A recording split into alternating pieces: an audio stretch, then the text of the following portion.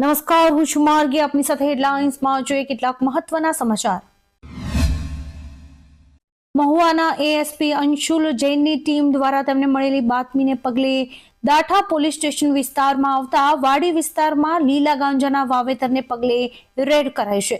દાઠા પોલીસની યાદીમાં જણાવાયું કે દાઠા ગામના બગડકોઠાની વાડી વિસ્તારમાં નાળિયેરી અને કપાસની વચ્ચે લીલા ગાંજાનું વાવેતર કરવામાં આવ્યું હતું. રેડ પાડી અહીંથી 425 કિલોથી વધુનો ગાંજો ઝડપી આરોપી સામે કાર્યવાહી હાથ ધરાઈ છે.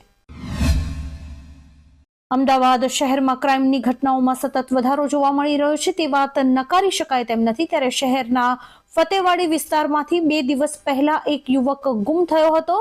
હવે તેની લાશ ફતેવાડી કેનાલમાંથી મળી આવતા ભારે ચકચાર જોવા મળી રહી છે. પોલીસે ગુનો નોંધીને આગળની કાર્યવાહી હાથ ધરી છે. રાષ્ટ્રપતિ દ્રૌપદી મુર્મુ 31મી જાન્યુઆરી 2025ના રોજ સંસદના બંને ગૃહોને સંબોધિત કરશે. આ સાથે જ સંસદનું બજેટ સત્ર શરૂ થશે. પહેલું સત્ર 31 જાન્યુઆરીથી 13 ફેબ્રુઆરી સુધી ચાલશે, જ્યારે બીજું સત્ર 10 માર્ચ 2025થી શરૂ થશે અને 4 એપ્રિલ 2025 સુધી ચાલશે. નાણામંત્રી નિર્મલા સીતારમણ 1 ફેબ્રુઆરીએ બજેટ રજૂ કરશે. 30 અને 31 જાન્યુઆરીએ વેસ્ટર્ન ડિસ્ટર્બન્સ દેશના ઉત્તરીય પર્વતીય પ્રદેશોમાં આવવાની શક્યતાઓ છે, જેના કારણે દેશના ઉત્તરીય પર્વતીય પ્રદેશોમાં પવનોના તોફાન થશે અને કમોસમી વરસાદ કરા પડવા અને ક્યાંક મેઘગર્જના થાય તેવી શક્યતા છે. હવામાન નિષ્ણાત અંબાલાલ પટેલે કહ્યું છે કે 28મી જાન્યુઆરીથી રાજ્યના વાતાવરણમાં મોટો પલટો આવશે. ભારતે અંડર 19 મહિલા T20 વર્લ્ડ કપ 2025માં શાનદાર પ્રદર્શન સાથે સ્કોટલેન્ડને હરાવ્યું છે. પ્રથમ બેટિંગ કરતા ટીમ ઇન્ડિયાએ 209 રનનો લક્ષ્યાંક આપ્યો હતો. જવાબમાં સ્કોટલેન્ડની ટીમ 58 રનના સ્કોર પર જ પડી ભાંગી હતી. ત્રિશાએ ભારત માટે અદ્ભુત પ્રદર્શન કર્યું અને તેણે સદી ફટકારી હતી, જ્યારે કે જી કમાલિનીએ અડધી સદી ફટકારી હતી. ટીમ ઇન્ડિયા માટે આયુષી શુક્લાએ 4 વિકેટ્સ લીધી હતી. અમદાવાદમાં કોલ્ડ પ્લે કોન્સર્ટે ધૂમ મચાવી દીધી હતી. અમદાવાદ એરપોર્ટ પર દેશ વિદેશથી આવતી ફ્લાઇટ્સની અને પેસેન્જર્સની સંખ્યાએ નવો રેકોર્ડ બનાવ્યો છે. 25મી જાન્યુઆરીએ કોન્સર્ટના પ્રથમ દિવસે અમદાવાદમાં એરપોર્ટ, ડોમેસ્ટિક, ઇન્ટરનેશનલ અને ચાર્ટર્ડ મળી 340 ફ્લાઇટ્સની અવરજવર થઈ હતી, જેમાં 47,000 પેસેન્જર અમદાવાદ આવ્યા હતા. મુંબઈ, દિલ્હી, ગોવા, બેંગલુરુ જેવા શહેરોમાંથી 1.38 લાખ લોકો અમદાવાદ આવ્યા હતા. જામનગર શહેરમાં પંચેશ્વર ટાવર વિસ્તારમાં રહેતા 50 વર્ષીય એક આધેડનું કોંગો ફીવરને કારણે મૃત્યુ થતા આરોગ્ય તંત્રમાં દોડધામ વ્યાપી ગઈ હતી.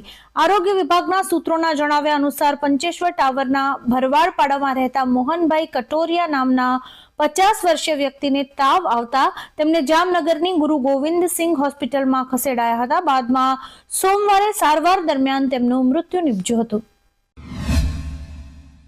તેલંગાણા હાઈકોર્ટે 16 વર્ષથી નીચેના બાળકોને થિયેટર, મલ્ટીપ્લેક્સમાં સવારે 11 વાગ્યા પહેલા અને 11 વાગ્યા પછી પ્રવેશવા પર અને ફિલ્મ્સ જોવા પર પ્રતિબંધ ફરમાવ્યો છે. અરજીની સુનાવણી બાદ કોર્ટે આ નિર્ણય લીધો છે. ન્યાયમૂર્તિ વિજયસેન રેડ્ડીએ ટિપ્પણી કરી કે બાળકોને વહેલી સવારે અથવા મોડી રાત્રે મૂવી જોવાની મંજૂરી આપવાથી તેમના શારીરિક અને ભાવનાત્મક સ્વાસ્થ્યને અસર થઈ શકે છે. અમદાવાદ મ્યુનિસિપલ કોર્પોરેશન દ્વારા સાબરમતી રિવરફ્રન્ટ પર એક ભવ્ય ફ્લાવર શોનું આયોજન કરવામાં આવ્યું હતું. લાખોની સંખ્યામાં લોકો ફ્લાવર શો જોવા માટે આવ્યા હતા. ફ્લાવર શોમાં જે સિઝનલ રોપા જોવા મળ્યા હતા તે રોપા હવે લોકો ખરીદી શકશે. મ્યુનિસિપલ કોર્પોરેશનની 5 નર્સરી ખાતે અલગ અલગ જાતના હયાત સિઝનલ રોપાનું વેચાણ કરવામાં આવશે. 28 જાન્યુઆરીથી 31 જાન્યુઆરી સુધીમાં આ રોપા ખરીદી શકાશે. ગાંધીનગરમાં અત્યારે મેટ્રો અને અંડરપાસ સહિત ગટર લાઇન અને પાણીની લાઇનના કામ ચાલતા હોવાને કારણે ગમે ત્યારે ગમે તે માર્ગ બંધ કરી દેવામાં આવે છે, જેના કારણે વાહન ચાલકોને ભારે મુશ્કેલીઓ વેઠવી પડી રહી છે. અત્યારે સેક્ટર 21-22 ખાતે ચ રોડ નજીક અંડરપાસ બનવાનો હોવાથી મહત્વનો ચ માર્ગ બંધ કરી દેવાયો છે. ત્યારે હવે ચ5 થી G5 સર્કલ સુધીનો એક તરફનો માર્ગ 3 મહિના માટે મેટ્રોને કારણે બંધ કરાશે. શાહિદ કપૂર ભલે તેના પિતાના પગલે ફિલ્મની દુનિયામાં આવ્યો હોય, પરંતુ તેને અન્ય સ્ટાર કિડ્સ જેવી તકો ઓછી મળી છે. તેનો નાનો ભાઈ અને પરિવારના મોટા ભાગના લોકો ફિલ્મી દુનિયામાં સંકળાયેલા છે, પરંતુ એ નથી ઈચ્છતો કે તેના બાળકો આ ફિલ્મી દુનિયામાં પ્રવેશે. એક ઇન્ટરવ્યુમાં શાહિદે તે પોતાના બાળકોને શું શીખવવા માંગે છે તે અંગે પણ વાત કરી હતી. ઉલ્લેખનીય છે કે શાહિદની આગામી ફિલ્મ દેવા 31મી જાન્યુઆરીએ રિલીઝ થવાની છે. બાબા સિદ્દીકીની હત્યા કેસમાં કેટલાક કારણોના ખુલાસાઓ થયા છે. બાબા સિદ્દીકીના પુત્ર ઝીશાને પોતાની પાસેના મહત્વના પુરાવાઓ પોલીસને સુપ્રત કર્યા છે.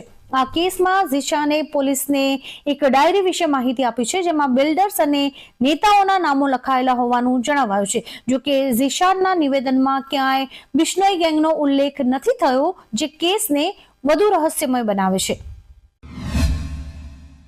કચ્છની સરહદે પેટ્રોલિંગ દરમિયાન બીએસએફના જવાનોએ વધુ એક ઘૂસણખોરને ઝડપી પાડ્યો હતો. યુવકની તલાશી લેતા તેની પાસેથી કોઈ જ શંકાસ્પદ વસ્તુ મળી આવી ન હતી. જોકે પૂછપરછ કરવામાં આવતા આ યુવક પાકિસ્તાનના સિંઘના બદિન જિલ્લાનો રહેવાસી છે અને તેનું નામ ખાવર હોવાનું બહાર આવ્યું હતું. હાલમાં બીએસએફ દ્વારા યુવકની વધુ પૂછપરછ કરવામાં આવી રહી છે. અમૃતસરમાં તાજેતરમાં જ ભીમરાવ આંબેડકરની મૂર્તિ તોડી દેવાયા બાદ ભારે હોબાળો મચ્યો હતો. ભાજપથી માંડીને બહુજન સમાજ પાર્ટી જેવી અનેક પાર્ટીઓ આપ સરકારને ઘેરતા જોવા મળી રહી છે. ભાજપના સાંસદ યોગેન્દ્ર ચંદોલિયાએ આ સંદર્ભે આપના રાષ્ટ્રીય સંયોજક અરવિંદ કેજરીવાલને એક પત્ર લખ્યો છે, જેમાં તેમણે લખ્યું છે કે ભાજપના નેતા આંબેડકરની મૂર્તિ પર શ્રદ્ધાંજલિ આપવા માટે અમૃતસર જવા માંગે છે. ગુજરાત સરકારે મહાકુંભમાં જવા માંગતા શ્રદ્ધાળુઓ માટે અમદાવાદથી પ્રયાગરાજ માટે સ્પેશિયલ બસ શરૂ કરી છે. આ બસ માટે ટિકિટ બુકિંગ શરૂ થયું તેના 1 કલાકમાં જ 25 ફેબ્રુઆરી સુધીની તમામ ટિકિટ વેચાઈ ગઈ છે. તેથી ઘણા શ્રદ્ધાળુઓ નિરાશ થયા હતા. શ્રદ્ધાળુઓની માંગને લઈને સરકારને આવનારા સમયમાં અન્ય શહેરોમાંથી મહાકુંભમાં જવા માટે અન્ય બસીસ શરૂ કરવાની ફરજ પડી શકે છે. ઝાંસીથી પ્રયાગરાજ મહાકુંભ જઈ રહેલી ટ્રેન પર આવારા તત્વોએ પથ્થરમારો કર્યો હતો અને તોડફોડ પણ કરી હતી, જેનો વિડીયો સોશિયલ મીડિયા પર વાયરલ થઈ રહ્યો છે. આ મામલો ઝાંસી ડિવિઝનના હરપાલપુર સ્ટેશનનો છે. હુમલા દરમિયાન ટ્રેનની બોગીમાં મુસાફરી કરી રહેલા મુસાફરો ગભરાઈ ગયા હતા. બદમાશોએ ટ્રેનમાં ઘૂસવાનો પ્રયાસ કરી ટ્રેનના ગેટ અને બારીના કાચ પણ તોડ્યા હતા. ભારત અને ચીન વચ્ચે સોમવારે કૈલાશ માનસરોવરની યાત્રા ફરીથી શરૂ કરવાનો નિર્ણય લેવાયો છે. ભારતના વિદેશ સચિવ વિક્રમ મિસ્ત્રી અને ચીનના મંત્રી વાંગ યી વચ્ચે થયેલી મુલાકાતમાં નિર્ણય લેવાયો છે. આ યાત્રા 2020માં ગલવાન ઘાટી પરના હુમલાથી બંધ હતી. આ ઉપરાંત બંને દેશ વચ્ચે સીધા ઉડ્ડયન શરૂ કરવા ઉપર પણ સૈદ્ધાંતિક સંમતિ બની છે. આના પગલે દિલ્હી અને બેઇજિંગ વચ્ચે ફ્લાઇટ શરૂ થશે. વડાપ્રધાન નરેન્દ્ર મોદી ફેબ્રુઆરીમાં અમેરિકાની મુલાકાત લઈ શકે છે. આ માહિતી પર ખુદ અમેરિકી રાષ્ટ્રપતિ ડોનાલ્ડ ટ્રમ્પે માહિતી આપી છે. તેમણે પોસ્ટ કરીને કહ્યું હતું કે પીએમ મોદી ફેબ્રુઆરીમાં વ્હાઇટ હાઉસની મુલાકાત લઈ શકે છે. પત્રકારો સાથે વાત કરતા ટ્રમ્પે કહ્યું કે મેં ભારતના વડાપ્રધાન નરેન્દ્ર મોદી સાથે લાંબી વાતચીત કરી હતી. તેઓ કદાચ ફેબ્રુઆરીમાં વ્હાઇટ હાઉસ આવી રહ્યા છે. ભારત સાથે અમારા સારા સંબંધો છે. સ્થાનિક સ્વરાજ્યની ચૂંટણીનું જાહેરનામું પ્રસિદ્ધ થયા બાદ ઉમેદવારી પત્ર ભરવાની પ્રક્રિયા શરૂ થઈ છે, પરંતુ ભાજપ અને કોંગ્રેસ હજુ ઉમેદવારોની પસંદગીમાં વ્યસ્ત છે. પાર્ટી કાર્યકરોના નિરુત્સાહ અને જૂથવાદને કારણે ચૂંટણીનો માહોલ ઠંડો છે, જેના કારણે નેતાઓ ચિંતિત છે. 29-30 જાન્યુઆરીએ ગાંધીનગરમાં ભાજપની બેઠકમાં ઉમેદવારો પસંદ કરવામાં આવશે. ઉમેદવારી પત્ર ભરવાની અંતિમ તારીખ 1 ફેબ્રુઆરી છે. દેશભરમાં હવામાન સતત બદલાતું રહ્યું છે. જાન્યુઆરીમાં તાપમાન જેટલું હોવું જોઈએ તેના કરતા પારો ઘણો વધારે છે. આજે પણ દેશના મોટા ભાગના ભાગોમાં તાપમાનમાં કોઈ ખાસ ફેરફાર નહીં થાય. આઈએમડીએ યુપી, ઉત્તરાખંડ, પંજાબ, હરિયાણા, ચંદીગઢ, દિલ્હી, બિહાર, ઓડિશા, પશ્ચિમ બંગાળ, આસામ અને મેઘાલયમાં ગાઢ ધુમ્મસ અને હિમાચલ, પંજાબ, હરિયાણા અને રાજસ્થાનમાં શીતલહેરનું એલર્ટ જારી કર્યું છે.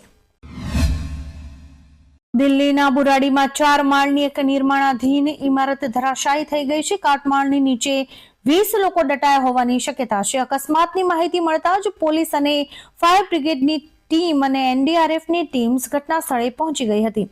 ટીમે 8 લોકોને કાટમાળમાંથી કાઢીને બચાવ્યા છે. આ ઘટનામાં કાટમાળ નીચે દટાઈ જવાથી 8 વર્ષની એક બાળકીનું મોત નીપજ્યું છે, જ્યારે કે અન્ય લોકોને સારવાર માટે હોસ્પિટલમાં ખસેડાયા છે. આવા જ કેટલાક રસપ્રદ સમાચારો નિહાળવા માટે અમારી યુટ્યુબ ચેનલને લાઇક, શેર અને સબસ્ક્રાઇબ કરો અને જોતા રહો હેડલાઇન્સ. આ ઉપરાંત આપ અમને અમારા ઇન્સ્ટાગ્રામ હેન્ડલ અને ફેસબુક પેજ ઉપર પણ ફોલો કરી શકો છો.